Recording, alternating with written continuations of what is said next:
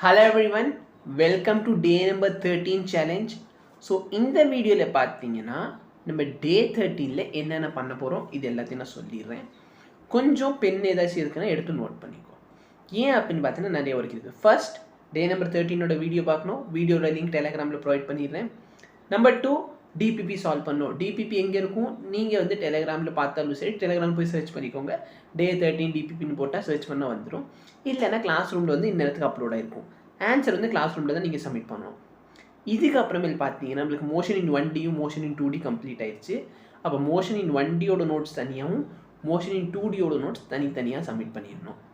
ஃபைனலாக பார்த்தீங்கன்னா இந்த ரெண்டுத்தோட பிவைக்யூவும் எம்சிக்யூ கொஷின் நீங்கள் சால்வ் பண்ணுற மாதிரி இருக்கும்.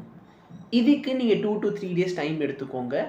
பட் எஸ் ரிமைனிங் எல்லாமே இன்றைக்கி சப்மிட் பண்ணணும். என்னென்னா வீடியோ பார்க்கணும், டிபிபி சப்மிட் பண்ணணும், 2 சப்ஜெக்டோட நோட்ஸை சப்மிட் பண்ணணும்.